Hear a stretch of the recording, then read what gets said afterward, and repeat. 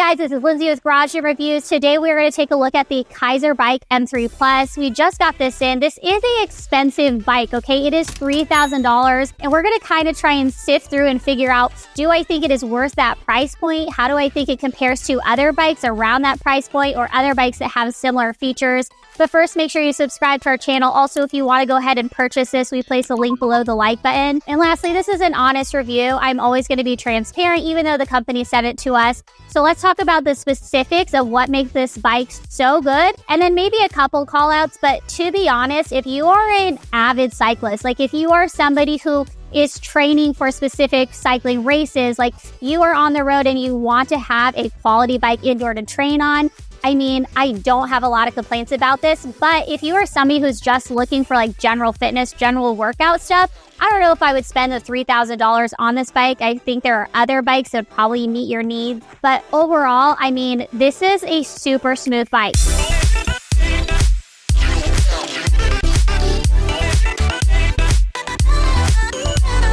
The first thing that I thought when I got onto it, I was like, man, what is the big deal about this? Okay, this looks so similar to something like the Schwinn IC4, which is like $1,000. Like, it doesn't come with fancy programming. It doesn't come with an incline and decline feature. I get that that's not something that everybody wants in the bike. Like sometimes, like with the Bowflex Velocore, I actually liked the fact that it turns side to side, but a lot of people were like, this is gimmicky. But I am not a true cyclist. If you are a true cyclist, you probably understand what makes this bike so great, especially compared to things like the S22i, the Bowflex Velocore, or the Schwinn IC4. So when I first got on it, I started pedaling and I quickly realized, I quickly was wrong, right? I realized what makes this bike so great, and it is the smoothest bike I have ever ridden on. Like, truthfully, hands down, I've taken cycling classes. I've tried a bunch of cycling bikes here in the warehouse. Overall, this is just on a different level. So again, if you are somebody who is an avid cyclist, I think you're going to appreciate how smooth this feels. Part of the reason is because of its heavy flywheel. Like, this thing is so smooth. Now, it is a rear flywheel opposed to a front flywheel. There is a little bit of debate on is a rear flywheel actually better? Some people say that it actually feels better. It feels smoother as you're riding on it. I'm not so sure, but one thing I can say is that it's out of your sweat drip zone, which is a huge factor, right? So if you have a front flywheel, obviously if you are cycling, you know that you're going to be sweating a ton. And it can actually affect the flywheel as you are dripping sweat, as you're dripping water onto that front flywheel. Having it on the rear, I think, just makes more sense, and it's going to be more well protected as you use it. Let's talk about the handlebars, and then as well as any sort of adjustments that the bike offers. So with the handlebars, you can actually go ahead and move them up and down, so vertically, right? Or you can go ahead and move them back and forth. When I moved them up and down, I felt like it was incredibly smooth. It actually has numbers on the front panel, so you can easily see what setting you are at. So let's say you and your partner are sharing the bike, they are 6 foot, you are 5 foot. Obviously, you're not going to have your handlebars set at the same place. So it just makes it really easy to remember what setting you are at. Now, that was super smooth, but one thing I did notice is as I was moving the handlebars back and forth, it was metal on metal. So it is a little bit of a different function than it is with the up and down movement. And when I was moving them, you almost had to perfectly hold them into place in order for that metal and metal not to grind on each other.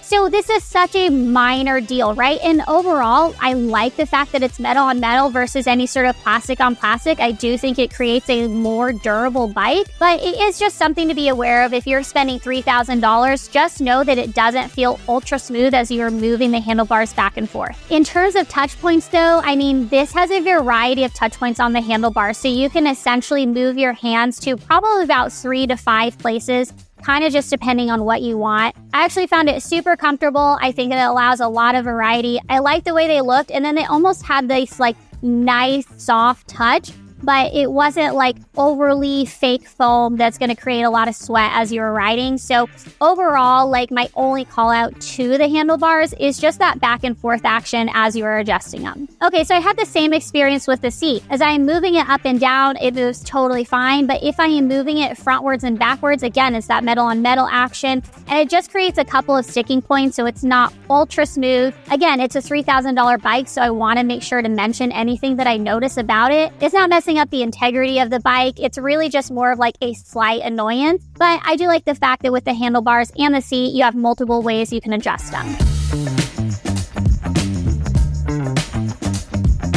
In terms of the comfortability of the seat, it's actually not bad. I mean, most cycling seats are nothing to write home about. When you purchase this, included in your order is a gel-covered seat, which does make it a little bit more comfortable as you are riding, but overall, there's no big complaints. Now, in terms of comfort, this is one like huge plus that I have, and it's probably so silly. But if you are somebody who likes to read, especially let's say you're hopping on, you want to do like a long zone 2 cardio piece, like 45, 60 minutes, you want to read a book, and maybe you are a physical copy girly or boy, right? Like you like the Kindles, but there's something special about having a physical copy of a book. This shelf is actually one of my favorites because you can set your book down and it has like these little holders almost for you to set your book in, and then it'll go ahead and keep your pages where you want them to be. So for me, I was actually reading while I tested this book, and I found it to be really convenient, really great. And I know it's probably a silly thing, but it was a convenient feature for me that I really like. With this bike, you also have a small water bottle holder. I wouldn't even say it's a holder. It's more of like a placement.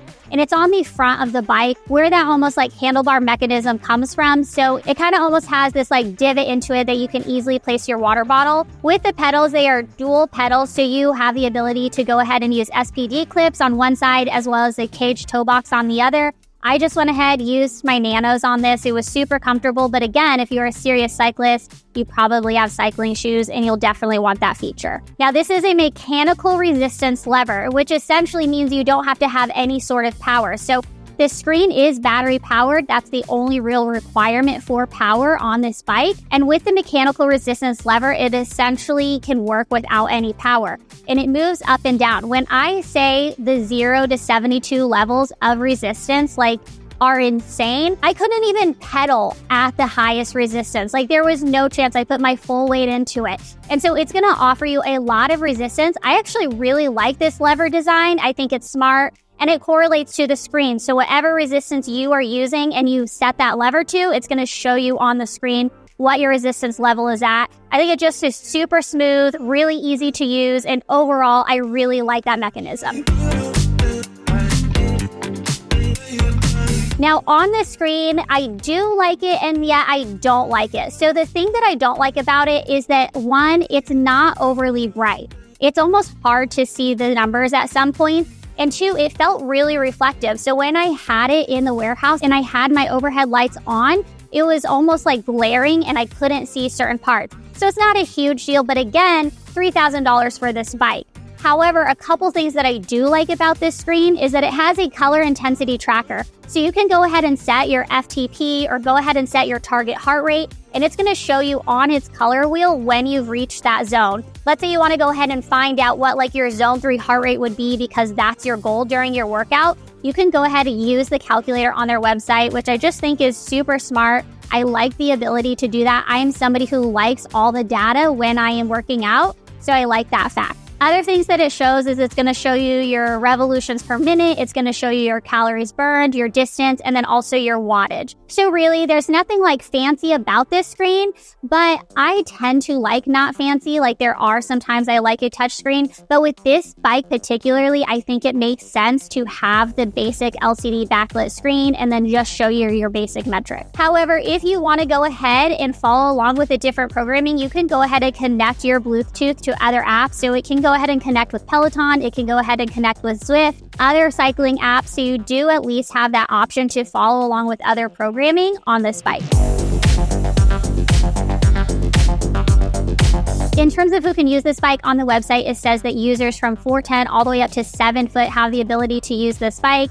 Absolutely 100% agree. Because of almost this like V shape, it's totally different than what we see with like the Peloton setup, right? This is a different style, a different look, and it functions differently, really allowing tall people to be able to use this bike. It also has a user weight capacity of 350 pounds. And in terms of moving it, it does come with wheels on the front. There's no handlebar on the back. You can go ahead and easily grab that back crossbeam. It's really not hard to move. Included in your order also is a Keiser mat. So if you want to go ahead and put this on wood floor, protect your wood flooring, you have the ability to at least do that. And again, I am glad that they threw that in because it is an expensive bike. Now on this, it is rated for like commercial use. When you go to their website, they have two different options. So they have your in-home use and then your commercial use. So you kind of have to decide which one you're doing. Obviously, a commercial use is going to be a different warranty, a different price point. With the in-home use, it is under $3,000. There is financing available on their website if you need it. If you want to go ahead and use this for commercial use, you have to go to their website and request commercial pricing. I did not do that, so I can't tell you the exact number, but I do know that for at-home pricing, they have it listed on their website, and it is $2,999. So overall, this is an expensive bike. I've said that from the get-go. That's probably one of my biggest things about this bike, but do I think it is worth it? Honestly, kind of. Like, this is a super smooth bike. I was really happy using it. It was really fun and also challenged me quite a bit. So if you are somebody who is a true cyclist, maybe you don't need that external programming. You don't need that incline and decline feature. You just need something that's going to last you, that's durable, that has a good resistance, and then also is a little fun because it has that intensity color tracker. I mean, I say hands down, this is probably one of the best bikes that I've ever used, ever tested. If you've used a Keiser bike, let us know in the comments, and do you think the price tag is worth this bike? Or would you just go with like $1,000 bike like the Schwinn IC4? Let us know below. This has been Lindsay with Garage Gym Reviews.